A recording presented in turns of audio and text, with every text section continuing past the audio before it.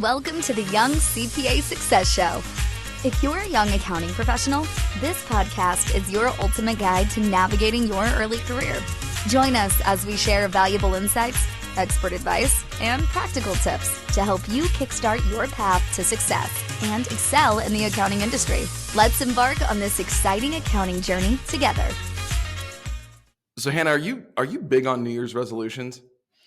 So I am. However, I can't think of a New Year's resolution, if we're just being completely transparent and honest here, that I've actually kept all the way to the end of the year. So I start out and I'm like, yes, I'm going to do it. This is going to be the year. I'm going to stick to it. New year, new me. Yeah, hashtag New Year, new me. That's totally me. But I don't know. By summer, life has happened, and maybe it's I should probably be more realistic with the goals that I've set. But yeah, I do. I do try to set them. What about you? I don't. Maybe I'm just a bit of a Grinch, or maybe I'm just, I don't know, want to be too rebellious and counterculture. But I've always been of the opinion where it's I'm going to go to bed on New Year's Eve and I'm going to wake up the next morning and I'm basically going to feel the same with a little bit of a headache, possibly, maybe, depending on how much fun we had the night before. And so I've never really been one to sit there and say, I'm going to specifically set goals at the beginning of the year for myself, but I probably should do that. And maybe this is something that, to your point about being more realistic, not just sitting there and saying I'm going to go to the gym every day in 2024. Because let's be real, I'm not.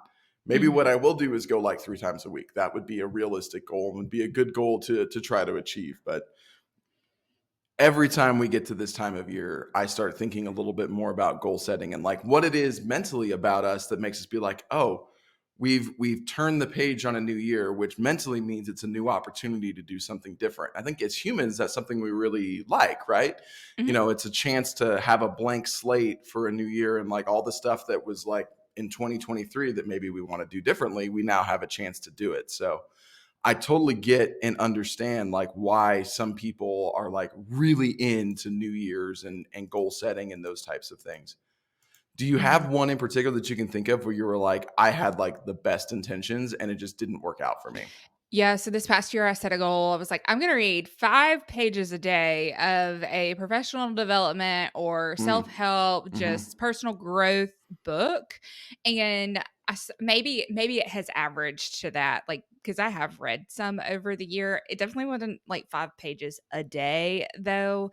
So I had really good intentions with it though. It was that'll be a good cadence, good consistency. And then, like I said, life happened and I can't even remember when I fell off track with it. But I had good intentions and I love a good goal. I love a good goal. I love working towards goal. I am a firm believer that you can't get to where you're going if you don't know where you're going. So that is all in, my mindset on why I love setting goals, is because I at least want to have a target. Even if I don't hit it, at least I've walked a little bit further towards it. Yeah. But yeah, I need to really evaluate that for myself this year. And really, I could probably use some evaluating that for my life, which is really what Coach Bob talks about today in the episode with you and Jody. I was really excited to take a listen to that because I do love goal setting so much. And what was your biggest takeaway from that conversation with him? Yeah, it was a really fun conversation, and we had it about a month before we recorded this. We're recording this today, so it's about a month old, and I've spent a good amount of time. Well, the first thing I did was I went to Coach Bob's website, iMatter.com, and I took what he calls the life ladder assessment, which is sort of where you are in the hierarchy. It almost feels a little bit like the hierarchy of needs, right? Where you're taking care of the baseline needs, but he's trying to assess where you are on that journey. And it made sense where I was in terms of I'm still very much in the middle of my career. I'm still in a role where I'm doing an awful lot of the doing. I'm doing a lot of the nuts and bolts work. And while I'm pretty good at it, I've kind of reached a point in my career where that's not exactly where I want to be spending as much of my time. And that's sort of what was reflected in that assessment that I took was oh man, I'm good. Like I've handled a lot of the really good stuff that like I need to do for my life, like from a happiness perspective, but there's still a whole lot more that I can do in terms of like, how do I reach the next phase of the journey? And Coach Bob loves mountains, and we kind of bonded over that at the end of the episode because I too love a good mountain. And I kind of have been envisioning my journey up there, and it's, you know, it's been, there's some peaks and some valleys, but it's all kind of been moving up. And that was sort of my big takeaway was that a goal for me for 2024 was to kind of re-envision a little bit about where I want to go, because I am not a great visionary. I'm not really good at like visualizing something different for myself in my life. I'm very comfortable with where I've gone. I'm not as comfortable charting an done path and figuring out exactly where I want to go. And that's sort of, you know, as we're getting into the last few weeks of 2023 and entering into 2024, that's where a lot of my headspace has been, is like, what do I want the next 1, 3, and 5 years of my life to look like? And I really appreciated, you know, Coach Bob's thoughts on that in terms of kind of how to pull some of those pieces together. I mean, especially earlier in your career too, as you're trying to like, it's really hard to like get out of, especially if you're in the muck and you're like needing to pull back out and be like, okay, but what's the big picture here? I really enjoyed talking to Coach Bob about those types of things.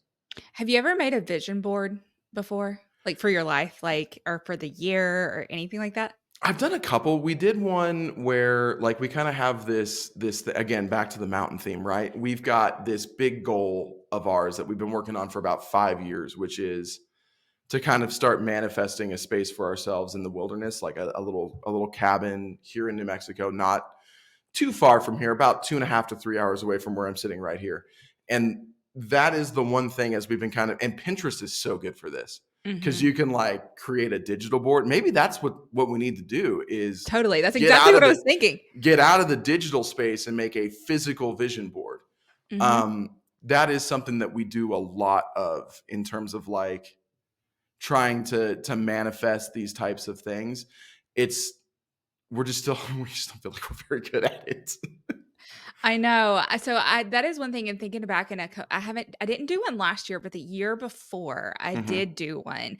And in reflecting in that at the beginning of last year, there were many things that actually did happen for me on that vision board that I genuinely believe that had I not set my sights on that early in the year, and at least to some degree, because I even kept it as my phone's lock screen for a while. Oh, so you were like seeing it every day. Like I was literally seeing it every single day. So that way it was forefront of my mind. Like that to me was probably the most success I'd had with like setting those like specific goals of what I wanted for myself for the year, not necessarily calling them like a New Year's resolution. So I love that maybe our listeners can listen to this episode and then go, especially as we are here at the beginning of the year, go create a vision board for themselves and really manifest and look at and set goals for what you want out of the next year, out of the next 3 years, and out of the next 5 years.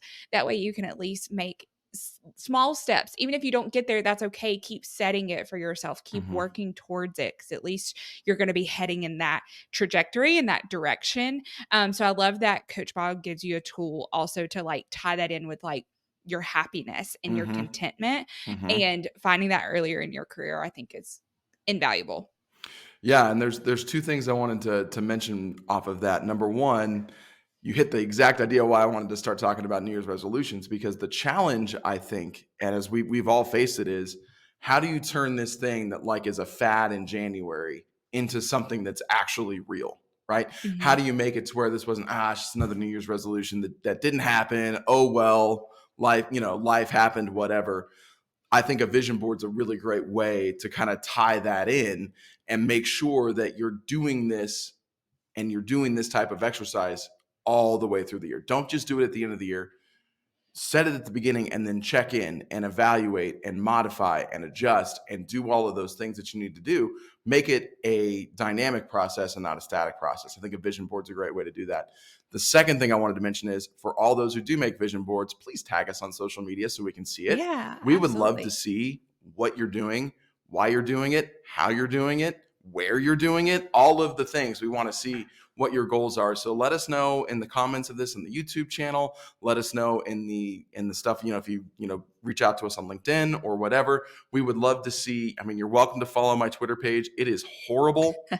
It's just we a lot roasted of it sports. prior to this Yeah, conversation. you probably don't want to do my Twitter feed, but if you find me on Twitter, you're welcome to tweet me too. I'm not going to give the handle out. You got to do a little bit of work here.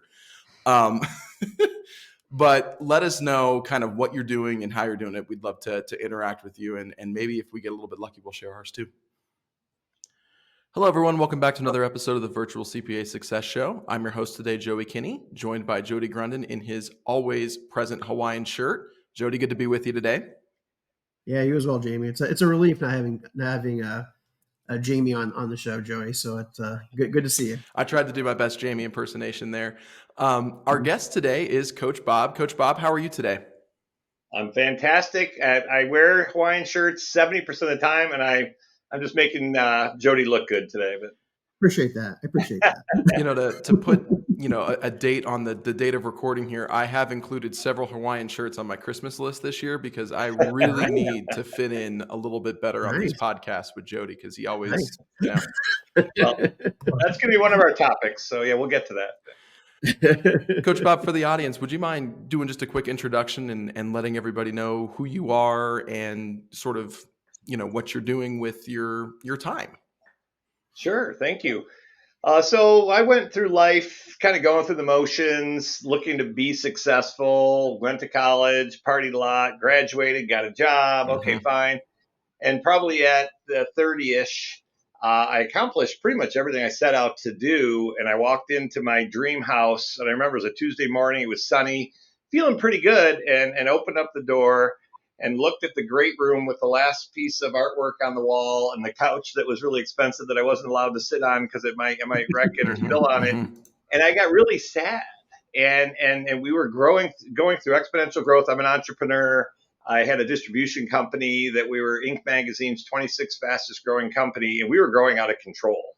And so it was a combination of putting in a business operating system, and it allowed me to be a visionary. So to really kind of work on the business rather than in the business. And I realized I had to it was time for me to choose to work on my life and be me rather than doing things I should have been doing or was supposed to do.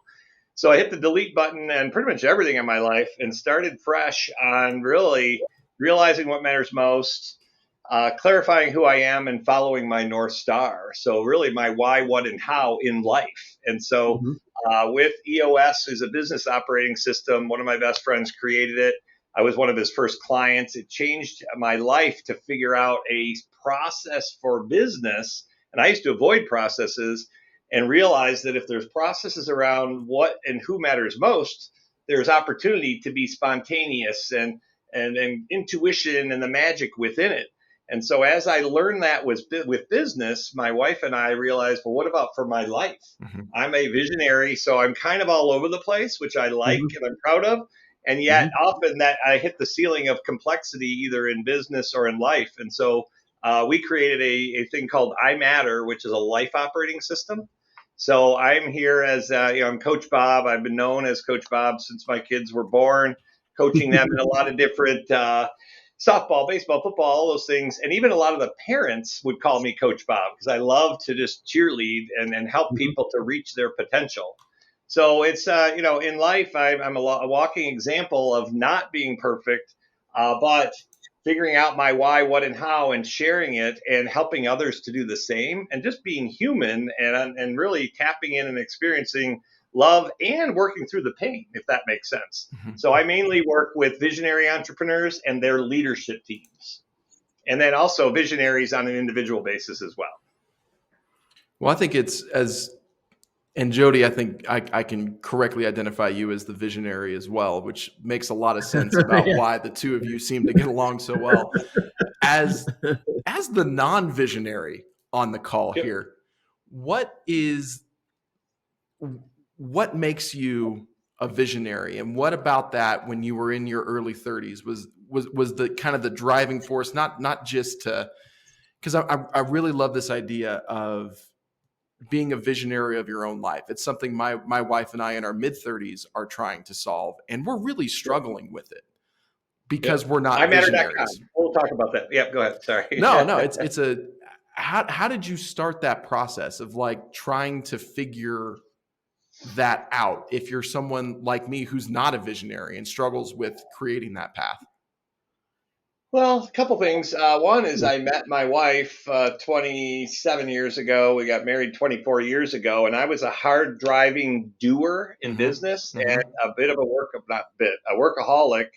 And as Dr. Doug Brackman writes in Driven, there's about 8% of us that have a different gene that we're just driven and we're busy and we want to be productive. And a lot of it's based on imposter syndrome. Yeah. So I'm trying to prove that I have, Jody, tell me I'm amazing. Look at what I've done. And my wife, hug me and say I'm amazing. And so, realizing that and then my wife saying, well, that's not what it's all about. It's about being. And so when we first met, and I had, again, hit the delete button in the previous areas of my life, and we moved to Colorado and tapped into the mountain and the spirit of the mountain and the whole be, do, have concept. So instead of, doing these things and then, to then, so be, do, have, so to have these things, then to do these things, then I'll be happy. We realize to be in the moment and be present and be tapped in and be, support for you. Then the natural progression and the universal law is that then I start to do the things that I love and I'm great. And I start to have the things that I desire.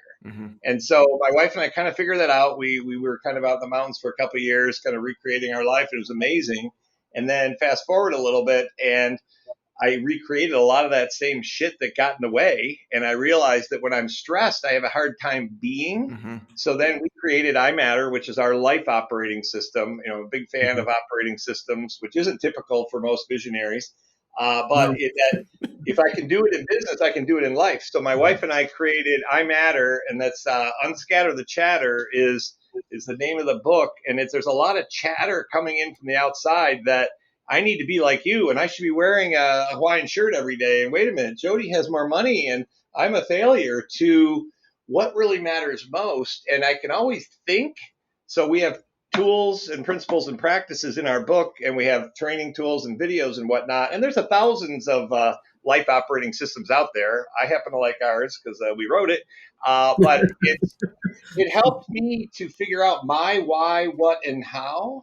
And not to be doing things because I think you want me to do something, which may not be who I am. Or I need to be like Jody and tell him what he wants to hear so he'll like me. It's, learning to act like I matter, be who I am, and work through the pain in life. And that's the learning opportunity. And so long-winded, it's, we say in business, pick an operating system. In life, pick an operating system. And so we have one, and then to create a group where you can share. So first of all, to create it with your wife or your partner, whatever it might be. And, it's like, I'm like, well, here's our core values. And Cheryl, my wife, is like, well, no, those are yours. Okay, well, what are our core values? What's our why? And so we spend a lot of time on that. And, we talk about self-mastery is our definition is commitment, clarity, and confidence. So commitment that I'm looking to learn and grow who I am, who we are as a couple, who we are as a family, who we are as a business. And then to have, so the commitment to that. So spending time asking myself questions, sharing, slowing down with my wife. And so we literally came up with a plan, which is a little bit, though that's so structured, yet otherwise I hit the ceiling of complexity in my life. So for us to think about those things, act on the things that matter most, and then I be, do, have. So the stressful situations are actually the most beneficial learning opportunities. And then the last thing we talk about right now is, to imagine a great future. So I'm looking forward to the future. So what do hey, when I'm 60, here's what I'd like to have. Okay, cool. And what about with your wife? And then to kind of, well, what does that look like in 3 years and 1 year? And what can I do today to get there? And ultimately, to be committed to that. So I'm thinking about those things and I'm acting on the most important things and then being in the moment. It all kind of works. It's magical. And we're in a different time in the world right now. I mean, it used to be a very 3D linear world. It's changed and I'm loving it. And so to be able to slow down and hear the messages from above or here or from the two of you. That's how we learn and grow and connect and collaborate and have a great time. Yeah, Coach Bob, I can listen to you probably talk all for the entire episode and really get a lot out of it. I like to talk. No, sorry, go ahead. Yeah, no, visionaries, we definitely like to talk, especially about what we do and stuff. And Yes. Joey, kind of adding to that with me, when I realized that, well, I didn't realize I was a visionary for a long time. I didn't even know that was even a term. I didn't know what that even was. And so I was a doer initially. So I worked at a couple of public accounting firms beforehand, working the hours, grinding away, never feeling that I was super fulfilled. It was like, wow, this kind of sucks. I didn't like it. Right. I was good at it, but I didn't like it. And it was like, wow, I can't imagine doing this for another 40 years. I mean, that just wasn't something I thought. And I thought, maybe it's the profession. And so I love public accounting, went to the corporate world and thought, hey, this is probably more my pace. It's slower, but then I mastered it so quickly. And it was like, wow, now it's boring. And it was like, wow, now what did I just do? I kicked myself in the butt because I've got this great accounting degree and I don't like either way. I don't like the jobs that are out there. And it wasn't until I thought, what, let's create something that is different, that I do like, that I do enjoy. And with that's when we started Summit. Summit was founded upon that idea that, hey, we're going to do something completely different than public accounting and corporate. We're going to combine the two and see what happens. The best of both worlds. That type of thing. And then once I started doing that, getting in that, I realized, man, here now I'm a doer again. I'm a doer in my own company, and I had to kind of get out of that and separate that out and really learn how to delegate, really learn how to, not abdicate responsibilities. So that's never good, but to delegate it, to, create processes that you can actually, review it and make sure that they're right and improve on and constantly realize that, hey, just because I'm really good at something doesn't mean the person that is going to fill that mold here in the next month or 2 months or year is going to be equally as good and understand exactly what I did. And what I mean by that is that, I would go into, we created this weekly cadence. We created a monthly cadence with clients, going through their CFO stuff. I could come into any meeting unprepared, ask questions. The client would love it. We would get a lot out of it. And it'd be a really great, high five when we had never coming with a silver bullet in any meeting, never really doing a ton of background stuff going into that meeting. It was just natural for me. And with that, we hired our first CFO, which was Jake, and Jake, it wasn't natural for him. And so it was like, wow, what's wrong with Jake? Why can't Jake do that? And so it was one of those things that we had to then, get the processes set up so that, there was set meeting cadences. Here's what you talk about in the meetings. Here's when you talk about it, and just kind of get, about 80% of it processed and 20% of it, that's the old saying, snowflakey, where he can kind of ad lib and create himself. And that really was an eye opener for me that, not everybody's like me, and I just assumed everybody was like that. Right. I assumed everybody was the person that didn't want to be the doer. And that was a wrong thing to assume because, I think there's maybe, I don't know what the percentage is. There's probably 20% are in that visionary mode. I'm guessing. I've heard 8, but yeah, it's not half. That's for sure. Yeah. Yeah. Real small amount. Yeah. And so that's kind of where that led to, all the way to the point now we merged with another accounting firm, grew it to where we wanted to be, at the $10 million mark, 50 people stateside, another 15 offshore, near shore. And then we added, now we're part of a bigger company. Now I'm back in the role of not the entrepreneur anymore. I'm kind of the doer again in a bigger organization, but given the freedom to be kind of that entrepreneur. Giving a lot of freedom is really important for entrepreneurs or visionaries. They got to have freedom, otherwise, they won't survive, in my opinion.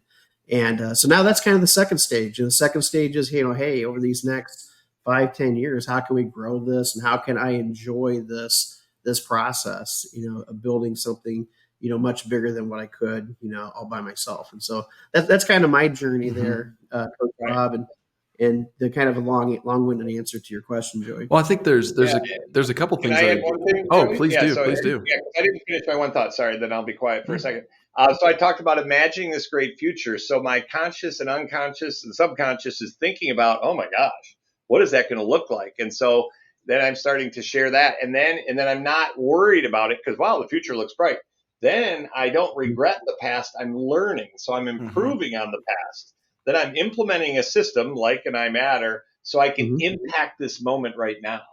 And so, my kids are 22 and 18, and I wouldn't call them visionaries. And so again, I don't only want to work with visionaries. I want to help to be a walking example of it's okay to have vision. It's okay to dream. It's okay to make mistakes. I mean, that's all part of it. And that's how we learn. So, to come back to your question, it's not just for visionaries. So my daughter wanted to go to the University of Michigan, be in the marching band, and be an engineer. And she's 3 years in, and she's like, I want to help kids know they matter. And she switched to elementary education, and that's not what she should have done. And I was kind of like, oh my God, you could go make all this money and suffer through the next couple of years and then figure out what you want to do. And she's like, this makes me happy. And I'm looking at my book going, oh, practice what you preach. And so she avoided a midlife crisis. And then my son is a very good baseball player saying, I want to go somewhere warm and fun and play baseball and maybe go to class once in a while, to then realizing, okay, education and connections might be an answer in a school where he can play competitive baseball and do it. And so he gets an offer from Princeton and he's realizing, okay, maybe that matters most. And so they're having visions of their lives and sharing it with us. And I don't have all the answers, but then they're like, all right, what's it going to take to get there? My son's got to go work out and get his speed down to this. And sure enough, he achieved what he went to go do. So it can be for anyone. It's not just for visionaries. Well, Bob, how do you recognize a visionary? I mean, you mentioned both your kids may or may not be that. I was wondering about that self with my kids. They're both young. They're both out there exploring the world. How do you pick that up? I guess because I didn't know myself. I appreciate that. It's fun because I think we're going to go this whole time, Jody, and not let Joey speak. Do it. Do it. It's basically someone who believes there's more, believes that that we'd like to dream. We're coming up with ideas, and Gino Wickman, the creator of EOS, has done studies, and he feels about 5% of the people are visionaries and integrators. And Dr. Doug Brackman, who I mentioned earlier, thinks about 8% of us are visionaries. So it's kind of that scattered. That's one of the reasons we came up with the name of our book, because that's a way to describe a lot of visionaries is like, and I struggled in school because I'm not necessarily a rule follower. I'm not good at the doing of things. And in Colby, we talk about a high quick start, and so it's inspiration, energy, big problem solver. Just not great at follow through are some of the typical things. And again, I once I became a visionary, I started to use it as an excuse to say, well, I don't have to do that because I'm a visionary. Well, I still need to change the diaper and I still need to, pick up milk on the way home. So it's not an excuse, but it's, so, and again, it doesn't matter if I don't want to label people. And that's where, you started the show, Joey, to say you have to have vision for your life. That's what we're talking about. So it's, rather than labeling it, again, they may or may not be visionaries, but they are committed to figuring out like who are they and why are they here and what do they want to do and how do they want to be remembered. Well, there's something that I love about both of your answers. That's kind of the throughput there from my perspective is you both have reached a level of self-actualization that I think is admirable. I mean, I was sitting there listening to both of you talk, and I was like, well, there's year 3 of therapy right there. Getting to the point of saying like, well, what is really important to me? And I think especially for younger generations, mine in particular, with, kind of that crew that was graduating high school from like 1995 to 2010, 2015, right? There was a very marked change in how we viewed things like going to college and these types of things, where when I graduated in 2006, it's not, are you going? It's where are you going? And not only where are you going, did you get the scores to get there? So a lot of us in my generation are really struggling with, well, this is what I was told to do. I was told you do exactly what you did, Coach Bob, which is exactly what I did. You go to college, You grind Yep. until you can't grind anymore. And then you look around and say, like, where did the last 20 years of my life go? Yep. And that's something when I think about the audience that we talk to on our sister podcast, the Young CPA Success Show, is trying to get them to learn from these lessons that we've learned and say, hey, no, don't do that. Take the approach that your kids are doing and say, what are the things that are going to make me happy and fulfilled, and avoid the midlife crisis that my wife and I are going through in our mid 30s. Yeah. Yep. Mm-hmm. No, I agree. And it's a great time to be alive. I know there's a lot of divisiveness and anger and fear. And to me, I call this the wisdom age. And a lot of people are like, well, there's not a lot of wise things happening out there. But as Jim Collins talks about in Good to Great, the enemy of great is good. And we had it really good in society. And now it's not so good in a lot of ways. And now people are saying, well, we need to change, but I don't want to go to good. I want to go to great. And that's where there's a lot of visionaries who are kind of figuring stuff out. And we're the walking example and inspiring the people around us to say, and I did a blog the other day called it Life is Just a Game. And as Prince says in the controversy song, is life is just a game. Do you want to play? We get so stressed out and worried and regretting. And so I'm worried, and in the future, in the past. So let's be present. And that to me is where now, 8% of us are that way, and then 9, 10, 11, and that swings society over to say, you know what, I do want to be collaborative, and I don't want to be separate, and I don't want to be afraid to live. And that's where a lot of us visionaries, and that's another way to kind of find out, is we jump and we would rather beg for forgiveness than ask permission. And it's like, okay, so I learned, and some people are, oh my gosh, we screwed up. It's like, all right, what did we learn from? And so even in, picking your job or your career, or hopefully knowing, I mentioned I was previously married, I had no idea who I was. And I thought I wanted the season tickets and that great house and you do this. And I got there and like, that's not what it was. And it wasn't her fault. I didn't know who I was. So then as I met Cheryl and I really started to know more who I am, and our hobby is personal growth, relationship growth, and spiritual growth. And that's a lot of what iMatter is. And so we're pushing and pulling, and believe me, it's not always pretty and fun when she'll be a mirror and say, here's what I see. I'm like, well, screw that. What are we doing? And so, but she just wants the best for me, and we're mirrors for each other. And that's where Dr. Bill Isaacs says, he wrote a book called Dialogue, and he talks about the art of learning together. So I may or may not convince you, but if it's a safe space, I can create a safe space for you to hear what you're thinking and get it out there, and a safe space to think. And I can be like, I never really thought about that. And as I get the chatter out of here and share it with you, I'm like, that's not really what I think. And that's how we evolve, and our society is evolving. It's a great time to be alive. Okay, Jody. So I have a question for you. Thinking about the business world and our two audiences that we tend to target with our podcast, the folks who are owning, running, operating a business, probably using EOS or a similar type of operating system for their business, and our younger CPAs and other folks who are trying to kind of navigate the early years in their career. As someone who's a visionary, how do you work with somebody who's maybe in my role, who is in that doer role, and maybe wants more for their life out of that? Because right now, that person, that doer person in the role, is in the business, in the grind, doing the work.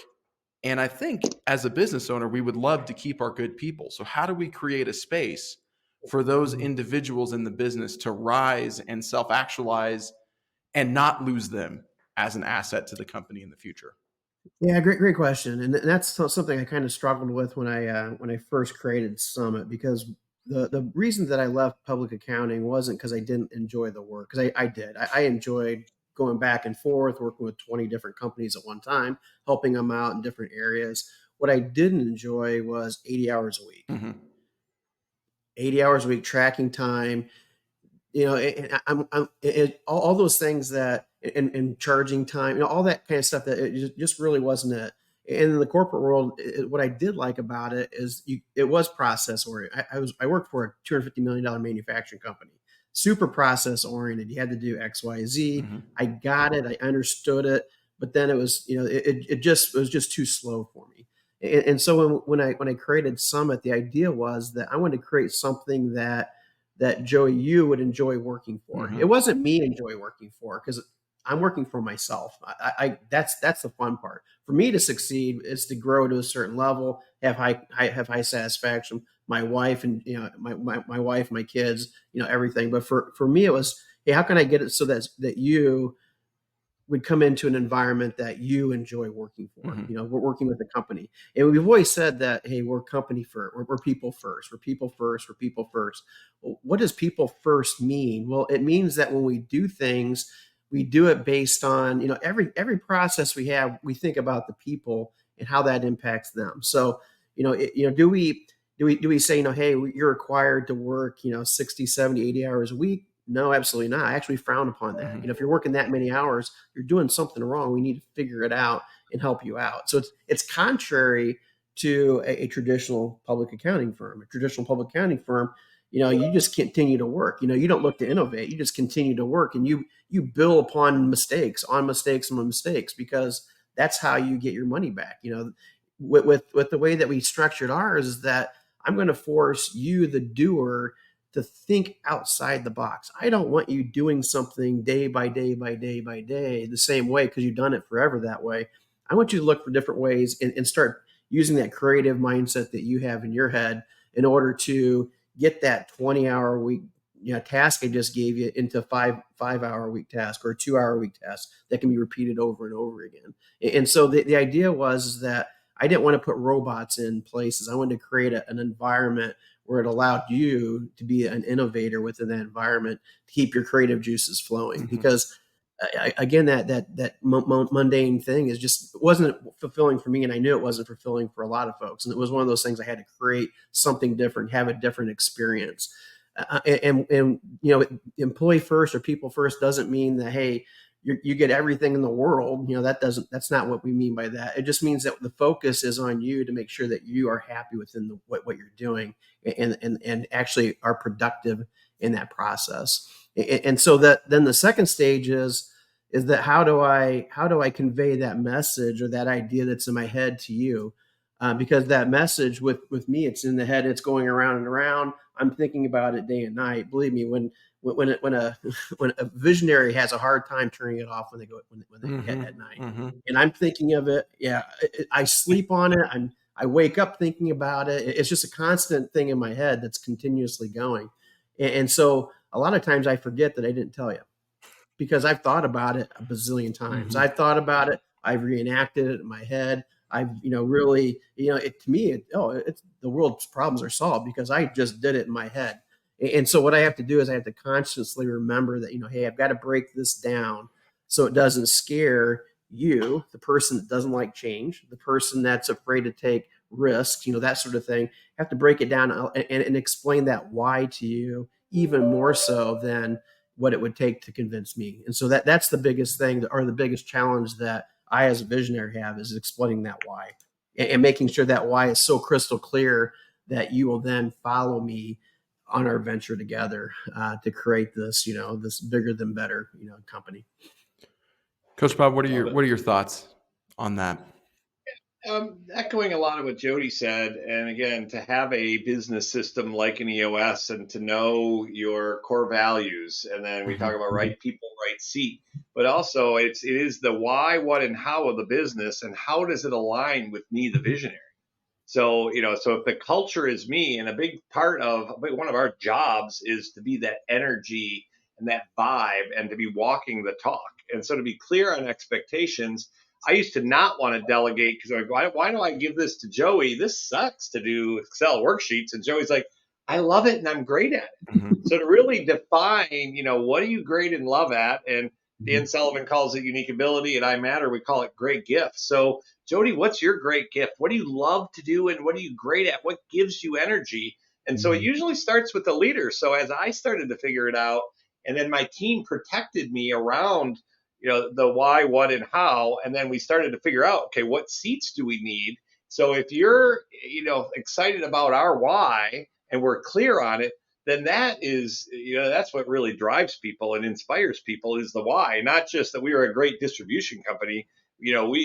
our culture was called the bare necessities, and we had fun with it. We were a polar bear, and that represented who we are. We were almost extinct, but we were cute and cuddly, and we were ferocious in a lot of ways. And people really rallied around that. And so when I started to delegate to people that were better at things that I like, and I gave them permission, we have a thing called the 6 Habits of a Great Effing Visionary. And so it's like not only for me, but how people can get the most out of me. And that was a huge shift. So when I took a couple months off and came back, and I'm like, hey, I'm back and I'm ready to go. They're like, we're glad you're back.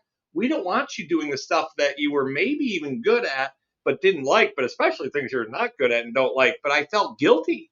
So to get rid of that guilt and to ask, to say, Joey, what do you think? And to trust. I've got with one of my companies, a few of our clients are saying, we want to improve this. So when can we have a meeting, Bob? And I'm like, you know what? I trust you. You guys have a meeting and present to what you want to do. And I'm like, I love it. I don't have all the answers.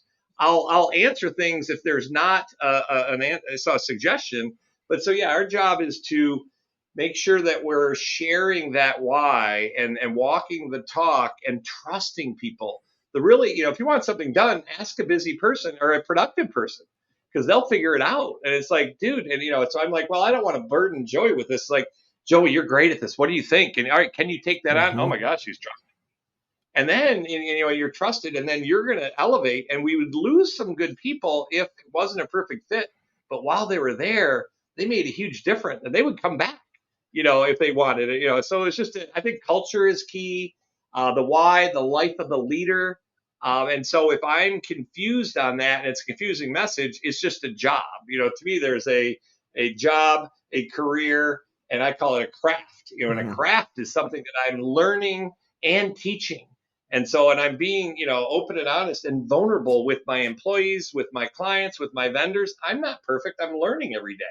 And so that inspires some people and it doesn't others. And that's okay. And it's okay if you don't like working here.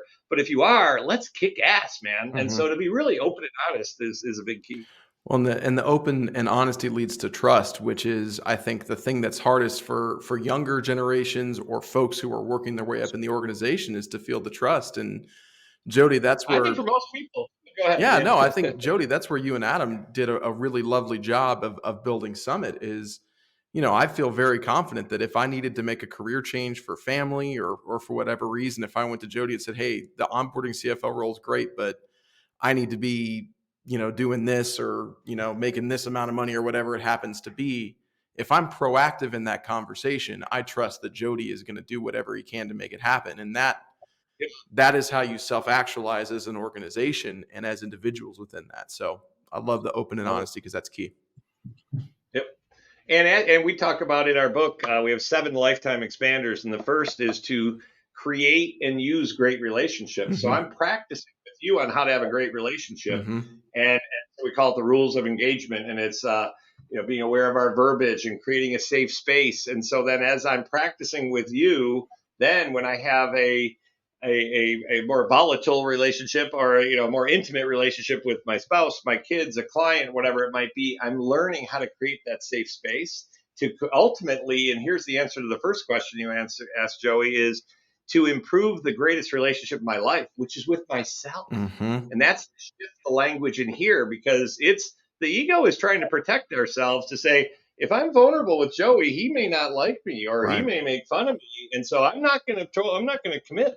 But if I'm, speaking, being open and honest and allowing you to speak and to truly respect you and be present, people are like, wow, this is, no one's ever really taken me serious. I feel seen and I feel heard. And that takes even the productive people. I feel like the good productive employees are about 60% as effective as they could be. When I trust them and empower them and they go to 80 or 90, that's amazing. And you get rid of the ones who are 20 or 30 who don't want to learn and grow. Right. Well, before we wrap up with our fun question, I want to make sure that everybody knows where to not only find out more about you, Coach Bob, but also find links to the book. And I did take the assessment that is on the website. We didn't get to that today, but there is an assessment there that I took that I found very interesting and enlightening. So Coach Bob, where can we find out more about you and iMatter?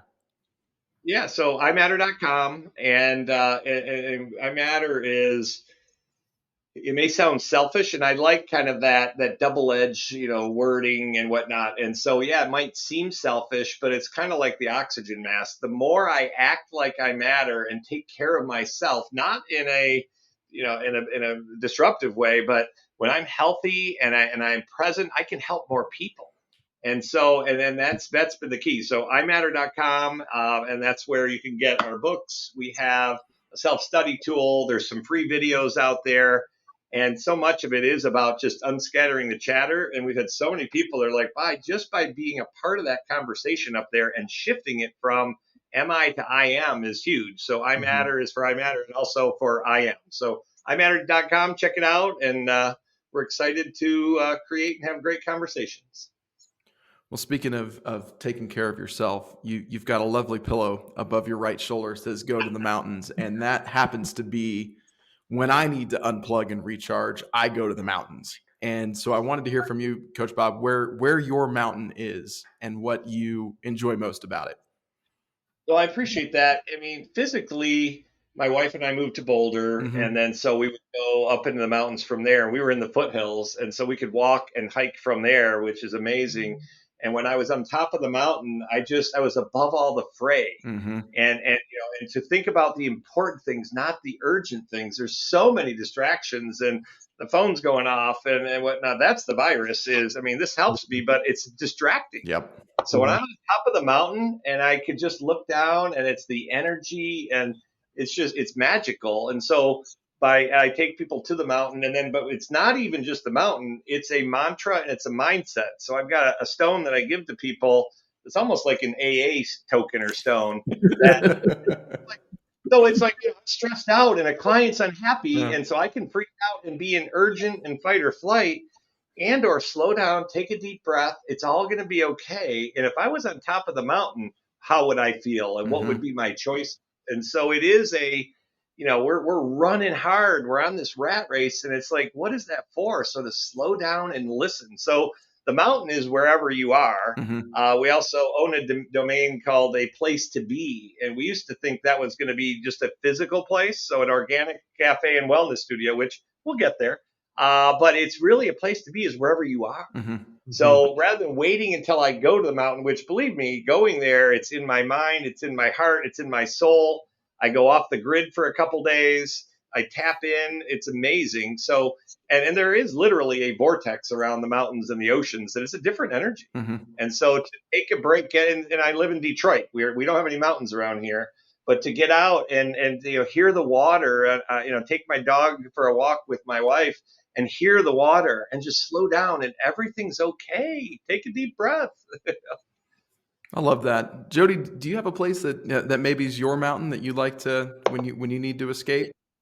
It's kind of funny because Coach Bob mentioned that it's not really not necessarily a destination. It's just simply the more so the journey there. And what I mean by that is that I enjoy going off the grid a little bit. Where the phone's gone, just like you're saying, but it's not fulfilling for me unless I have my wife with me. Right. And so it's one of those things that everybody says, hey, you're traveling all over the place, you're vacationing. No, I'm speaking in hotels. They just happen to be in nice places. I'm eating at restaurants. Just happen to be in nice places. But you don't get to enjoy the nice place, because you're always got to be 100% on all the time. You can't really be yourself. You have to really watch what you say, especially in today's world. Yeah. You've got it's very emotionally draining at a certain point. And so I guess my point is, hey, being with my wife, being with my kids, somewhere where we can just kind of relax and enjoy each other's company, and maybe grill a hamburger or something like that on a grill versus going to a fancy steak restaurant. Love it. Yeah. Well, Coach Bob, thank you so much for joining us today. I'm excited to learn more about you and read the book and dive in a little bit more to what the test results said about me and maybe where some of my growth opportunities are into the future. So thank you so much for joining us today. Love it. I appreciate you, and I had fun, and however I can help, let me know. Thank you. If you're a young CPA looking to develop in their careers, we're always looking for great people. Visit our website for remote work opportunities with Summit Virtual CFO, or find all our open positions at Anders CPAs and Advisors.